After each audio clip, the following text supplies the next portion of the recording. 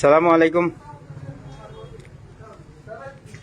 ও তো আমার দোকানের অবস্থা, বিএনপি সন্ত্রাসী হামলায় আমার দোকান, ও তো আমার ক্যাশও আমার টাকা আছিল প্রায় 1.5 লাখের মতো, বিকাশর আর নগদর টাকা আমার সব লইয়া গেছেন কি। মানুষ আছেন আরো, ও দোকান সব সামান পালাইল, ও দোকান সামান পালাইল, বুঝছেন নি। আমারে মারিয়া বিএনপি সন্ত্রাসী হলে, বুঝছেন নি, ওই দোকান আমার কেস ফলাই আমার মারা হয়েছে। বিএনপির তার চাঁদাবাজি হলে আমার মারছে, আমার রক্ত যাবকা মারিয়া আমার দোকানের সব টাকা পয়সা দোকানের ভিতরে হামাইয়া তারা চাঁদাবাজি আরম্ভ করছে। সুনামপুর গ্রামও হামাইয়া তারা ও অবস্থা করছে। এত কষ্ট করে নিজের চাকরি বাকরি ছাইরা একটা ফুটকাট নিয়ে পইরাছি। এই ফুটকাট ধরে এলাকার নেতা, বিএনপির বড় বড় নেতারা, এগুলো সব ভিডিও অডিও সবকিছু আমাদের কাছে আছে। 4-5 দিন আগে আমাদের এখানে অফিস, একটা বিএনপির বড় অফিসে ডাকাইছে। ডাকায় নেওয়ার পরে বলে প্রত্যেক দোকানদারে 10,200 টাকা করে দিবে। আমরা এখন আমি যে দোকানটা চালু করছি, দোকানে স্টিকার করতে পারি না, দোকানে চেয়ার কিনতে পারি না, এক একজনের বাসার ভাড়া দিতে পারে না। এখানে প্রত্যেকটা মানুষ বলবো, কেউ বিএনপি ধরে, আওয়ামী লীগের ধরে সবাই টাকা দিয়ে দিছে। ভাই আমরা দিতে পারতেছি না, মাত্র থানা থেকে আসছি। এবারে থানার ওসি ভালো, আমাদেরকে ভালো ভালো বলতেছে যে হ্যাঁ কেউ টাকা চাইলে আমাদেরকে বলবেন। কিন্তু এই যে আমরা যে এত পরিশ্রম করতেছি, টাকা কি যারা সরকারি চাকরি করে তাদের কাছে এত টাকা নাই। এত দৌড়াদৌড়ি করতেছি, কালকে রাত্রে 1:30টা বাজে বাসায় যা কান্না করতেছি, হুট করে এত টাকা বিএনপি লোকদেরকে কেন দিব? এদেশের জনগণ নতুন কিছু চায়, নতুন রাজনৈতিক কল্পনা, নতুন নৈতিক নেতৃত্ব, নতুন র্যাডিক্যাল চিন্তা। যারাই নতুন চিন্তাকে ধারণ করবে তারাই ভবিষ্যতের নেতৃত্ব দিবে।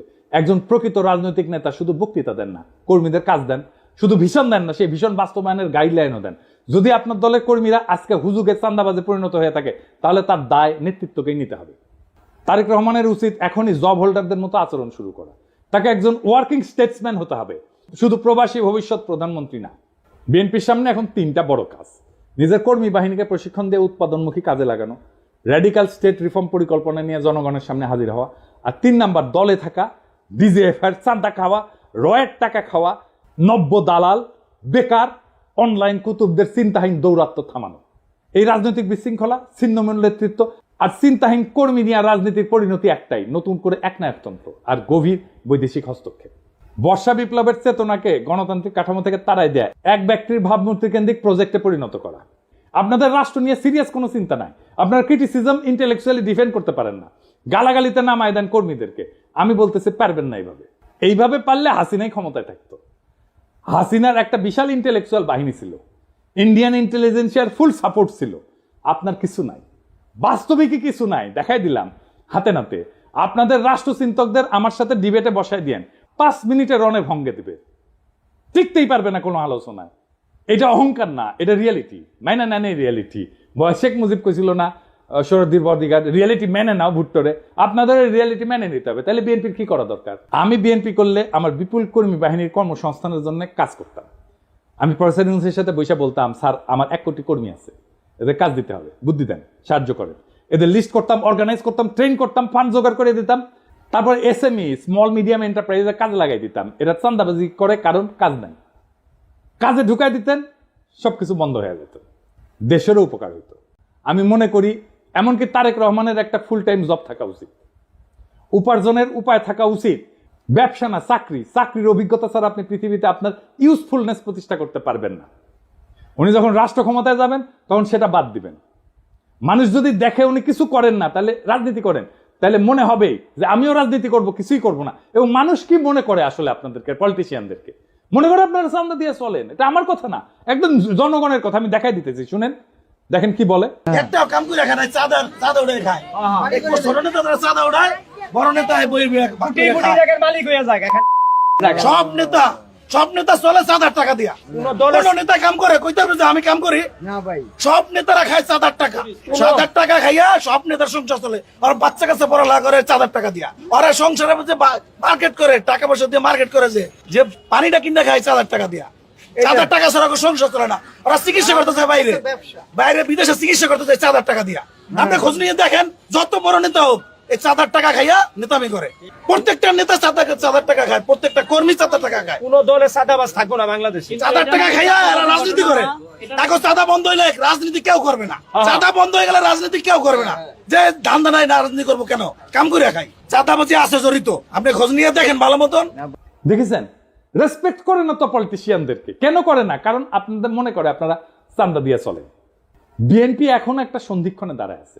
সামনে দুইটা পথ, একটা আত্মধ্বংসের আর একটা নবজন্মের। আপনি যদি রাজনৈতিক দল হিসেবে জনগণের কাছে ফিরে আসতে চান, তাহলে এই মুহূর্তে আত্মসমালোচনা, কাঠামোগত সংস্কার এবং র্যাডিক্যাল চিন্তার সাহস দেখাইতে হবে। বিএনপি যদি ভাবে তার পুরনো কাছে ফিরে গিয়ে ক্ষমতা ফিরে আসবে, তার দিবা স্বপ্নের বেশি কিছু না। আবার দেখেন, বিএনপি অফিসে কে বা কারা ককটেল মারছে, এটা অতি জঘন্য কাজ হয়েছে, কিন্তু এর রিয়াকশন দেখেন। কিছুক্ষণ আগে বিএনপির পার্টি অফিসে ককটেল মারছে ওই রাজাকারের বাচ্চারা। এই সরকারকে সাবধান করে দিতেছি, কয়ে দিলাম, অতিরিক্ত বাড়াবাড়ি করলে সরকার আমরা বয়সি, সরকার নামাইতে 10 মিনিট সময় লাগবো না। এই কুত্তা মার্কা সরকার নামাইতে আমাদের 10 মিনিট সময় লাগবো না, সাবধান করে দিতেছি। কিন্তু আপনার কর্মীদের মনে আত্মবিশ্বাসকে জাগাইছে যে 10 মিনিটে সরকার ফেলাই দিতে পারবে। হ্যাঁ, এতই হেডম। তা হাসিনার চোদনে বাংলাদেশের মানুষ 16 বছর ছিল কেন? এই সরকারকে বিএনপি বসাইছে। তো আপনারাই যদি বসাইছেন, তাহলে আপনারা এই সরকারের ব্যর্থতার দায় নেন। বিএনপির কিছু কর্মীদের কথা আর কি বলবো, এরা মনে করে কাউরে গালাগালি করে আসলেই তার রাজনৈতিক কর্তব্য পালন করা হয়। রাজনীতি শিখাইতে পারেননি নিজের কর্মীদেরকে, কোনটা রাজনীতি কোনটা রাজনীতি না, রাজনীতি কেমনে করতে হয় সেটাও শিখাইতে পারেন নাই। আমি মাঝে মাঝে কমেন্টগুলো দেখি, আপনাদের দেখাই। এই ভিডিওটা আপনারা দেখেছেন না? তারেক রহমানের বিরুদ্ধে যত রকম অপপ্রচার আছে সেগুলো ডিবাঙ্ক করা হয়েছে, মানে সেগুলোর বিরুদ্ধে বলা হয়েছে এবং সেগুলো দেখানো হয়েছে যে এগুলো অপপ্রচার, আমি করেছি আমি। সেখানে এসে বিএনপি কর্মী গালাইতেছে, সে ভিডিওটা দেখেই নাই, থাম্বনেল দেখিছে। ওরে কেউ বলছে বা নিজেই বুঝিছে পিনাকির ভিডিও যা যা বিএনপির বিরুদ্ধে আছে তার নিচে গালাগালি করে আসবে। খবরদার ভিডিও কলে দেখবে না। ভিডিও দেখলে পিনাকি ডলার পাবে। তোমরা ভিডিও দেখলে ওই এত বড় লোক হবি যে হাইগার ডলারে পাচা মুসবি। ওই আইসা থাম্বনেল দেখিছে আর কপি পেস্ট মারিছে। এইগুলো হইতেছে বিএনপির সমস্যা। এইগুলো চলে হুজুগে। ওই যে হুইনা মুসলমান আছে না, এগুলো হুইনা বিএনপি। আর এদেরকেই বিএনপি কন্ট্রোল করতে পারতেছে না। দেখেন কি বলে বিএনপির নেতা, রাজনৈতিক সংগঠন জামাত শিবিরকে উৎখাত করেই ছাড়বে। সে তার নেতার পক্ষ থেকে ব্যর্থহীনভাবে বলতেছে এই শাহজাদপুর, এই সিরাজগঞ্জের মাটিতে জামাত এবং এনসিপি নেতাদের কবর রচনা করা হবে। শুনেন,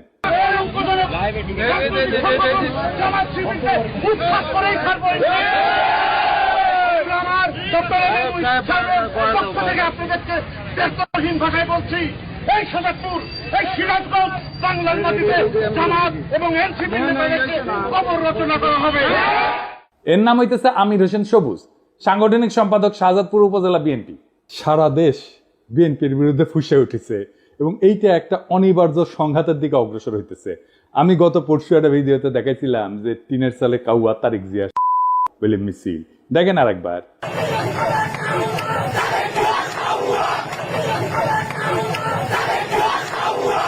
আজকে দেখেন একের পর এক মিছিল।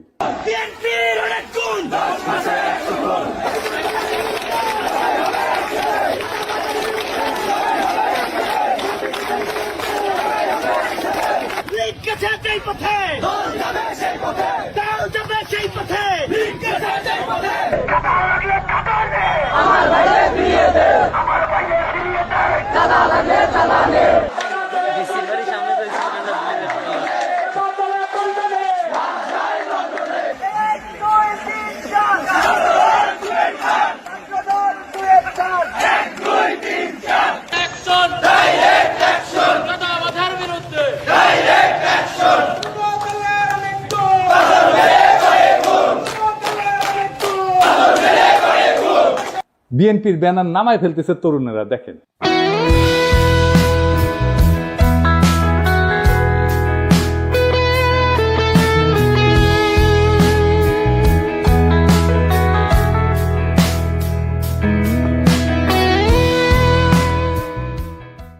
এটাই হইতেছে বিএনপির 11 মাসের অর্জন।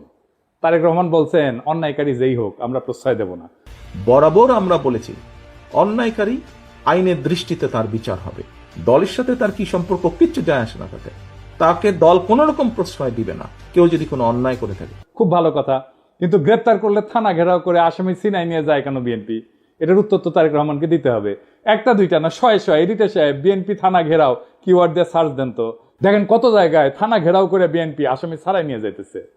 শুধু কি তাই, বিএনপি নেতারা প্রকাশ্যে বলিছে কাউকে গ্রেপ্তার করতে আমাদের অনুমতি নিতে হবে, নইলে থানা ঘেরাও। চরমগীর মানুষ, এদেরকে পুলিশে অ্যারেস্ট করতে হলে আমাদের কাছে অনুমতি নিয়ে করতে হবে। এর বাইরে যদি একটা মানুষকে গ্রেফতার করা হয়, আমরা থানা ঘেরাও করবো সবাই মিলে।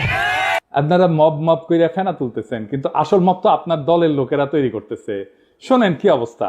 প্রতিদিন আমাদের 30,000 টাকার মতো সে নিতেছে। আমি জেনেছি যেটা যে মালিক সমিতির কাছে তারা 5 কোটি টাকা চাঁদা চেয়েছে। এক যুবদল নেতা যাত্রাবাড়ির নাম ফাহিম, আতর্কিতভাবে কয়েকজন লোক আসলো, আয়সা গাড়ি আতর দিয়া দামদুম পিড়াইয়া চলে গেল। বাইরে থেকে একটা ইটা মারে, গ্লাস ভাঙ্গে আমাদের শরীরে, বাল বাচ্চাদের শরীরে পড়লে অনেক উইন্ডো জায়গা, এই জন্য আমরা আতঙ্কে যাইতেছি। আমাদের ভোগান্তি হইতেছে, আমরা রোগী নিয়ে যাইতে পারতেছি না, অনেক সমস্যা। এর বিশ্বাস চাই আমরা। একটা মানুষ ফ্যামিলি দোলাই পার নেমে যেতে ওখান থেকে আবার যাত্রাবাড়ি করতে হইব, এটা তাদের ভোগান্তি না। এই পরিস্থিতি আমাকে জানে কোনো নিরাপত্তা নাই, সেজন্য আমাকে ঢুকতে দেয় না। আবার কয় গাড়ি লিয়ে আসলে 5,000 টাকা জরিমানা দিয়ে এবার গাড়ি নিবি। এই ডরে আমরা গাড়ি যাত্রাবাড়ি যাই না, আমরা দোলাই পাতে ঘুরে আসি। দুই রকম কথা বললে তো হবে না। আপনারা তো আইন শৃঙ্খলা পরিস্থিতির অবনতি ঘটাইতেছেন, আপনার দলের লোকজনই ঘটাইতেছে। আপনারাই বলেন মব, আর এটা কি থানা ঘেরাও? এটা মব না? আপনার দলের নিজেদের ভিতরে মারামারিতে গত 6 মাসে 43 জন মারা গেছে। নিজের দলের ভেতরে মারামারি থামাইতে পারেন না, প্রফেসর ইউনূসকে দোষ দেন। আবার দেখেন তারেক জিয়াকে নিয়ে সন্তান বন্ধ কথা বলছে, তাই ছাত্র দল নেতা সদল বদলে যায় বৃদ্ধ পিতাকে শাসাইতেছে। সকাল 10টা পর্যন্ত সময় বেঁধে দিচ্ছে, এর মধ্যে ক্ষমা না চাইলে যে জায়গায় পাই আমরা বিচার করব বলে হুমকি দিচ্ছে। শুনেন, বাড়িতে থাকে না, আপনার মাস্টার মানুষ, আপনারা সম্পূর্ণ শ্রদ্ধা দিয়ে কইতেছি। হ্যাঁ, এই যে আপনার মাস্টার, আপনি মাস্টার, আপনার ছেলে তারেক রহমানের গালিগালাজ করে, তারেক রহমানের এই ছেলে, এটা কাকা আমি আপনাদের বলবো। আচ্ছা কাকা, আপনি 80 সালে বিএনপি করেন, আমার বাবা আমলি করতো, সমস্যা নাই, কিন্তু তারেক রহমানের নামে যে এই ধরনের কথাবার্তা গুলো লেখে, তখন আমরা তো মনে করেন যে আল্লাহ নবীর পরে তারেক রহমানের মানি, বাপদাদার চেয়ে বেশি মানি। এখন বিষয়টা হচ্ছে গিয়া উনি তো কোনো অপরাধ করে নাই, ওনারা এই যে গালিগালাজ করেছে বললো। আমি একটা কথা শুনেন, আপনার ছেলেরে সন্ধ্যা কইবেন যে সুলতানের রায় ছিল কালকে সকাল 10টার মধ্যে তার টাইম, কালকে 10টার মধ্যে যাতে ফেসবুকে যেটা লেখছে এটাতে কয় যে ভুল করছে, ভুল স্বীকার করে কাকা। যদি ভুল স্বীকার না করে এর বিচার কিন্তু আমরা মনে করেন যেই জায়গায় পাই আমরা বিচার করে দিব কাকা, যদি আমরা ব্যর্থ হন কাকা। আর বৃদ্ধ পিতা হাত জোর করে ভয়ে কাঁদতে শুরু করছে, বারবার বলতেছে সন্তান ক্ষমা চাইবে। যে নেতায় কাণ্ড ঘটেছে সে বারবার বলছে যে সে এর কারণে সে বহিষ্কার হইতে পারে, কিন্তু এতে তার কিছু যায় আসে না, কারণ জানে বহিষ্কার হইলে তার দল বহিষ্কার প্রত্যাহার করবে আমাদের অগোচরে। এটা সময়ের ব্যাপার, বহিষ্কার কাগজের ব্যাপার। এইবার শুনেন, এটা আমি লাইভে আছি কাকা, একদম মনে করেন যে সারা বাংলাদেশে দেখতেছে আমার নেতা একটা মানুষ দেখতে পারে, আমার বহিষ্কার করতে পারে, আমার কোনো আপত্তি নেই। বিএনপি মনে করেছে যে সবকিছু আগের মতো থাকবে, শুধু যায় রাষ্ট্র ক্ষমতায় বসবে, তারা ধপাস করিয়া ক্ষমতায় বসে রাষ্ট্রযন্ত্র দিয়ে গুন্ডামি থামাবে, আর সবকিছু ঠিক থাকবে, পুরা ফ্যাসিস্ট কাঠামো ঠিক থাকবে, শুধু ক্ষমতায় থাকা লোকগুলা বদলাবে। তাইলে তো তাকে আওয়ামী লীগ হয়ে দেশ চালাইতে হবে। পুরা রাষ্ট্র কেমনে চলবে এটা তো হাসিনার ইন্ডিয়া বসে ঠিক করেছে, সেভাবে বানাইছে সবকিছু। সেটা ঠিক রেখা বিএনপি তার মতো দেশ চালাইতে পারবে না? পারবে না। বিএনপিকে এই রাষ্ট্রকে র্যাডিক্যালি বদলানোর চিন্তা করতে হবে। এই বিএনপির 31 দফা অতি দুর্বল রাজনৈতিক কর্মসূচি। আমি শুধু কয়েকটা দেখাইছি, পুরাটা ইচ্ছা করে মায়া করে দেখাই নাই, উচ্চ কক্ষ নিয়ে দেখাইছি না। এত দুর্বল, আপনাদের চিন্তাই ঠিক নাই। আপনারা যদি সত্যি শহীদ জিয়ার উত্তরাধিকার হন, তাহলে শহীদ জিয়ার মতো করে রাষ্ট্র গঠনের স্বপ্ন দেখেন, মাটি কামড়ায় জনতার ভরসা অর্জনের রাজনীতি করেন, না হলে ইতিহাসের ডাস্টবিনে আপনাদের জায়গা হবে। এই সময়টাতে যারা সাহস করে সত্য বলছে তারা বিএনপির শত্রু না। এই হুঁশিয়ারি শোনা না হলে সামনের দিনগুলোতে আপনাদের পতনই কেবল অনিবার্য না, তা হয়ে উঠবে ইতিহাসের এক করুণ ট্র্যাজেডি। সময় আছে, বদলান, নয়তো ইতিহাস বদলায় দেবে আপনাদেরকে। ইনকিলাব জিন্দাবাদ, গণতন্ত্র জিন্দাবাদ, রাষ্ট্র রূপান্তরের রাজনীতি জিন্দাবাদ।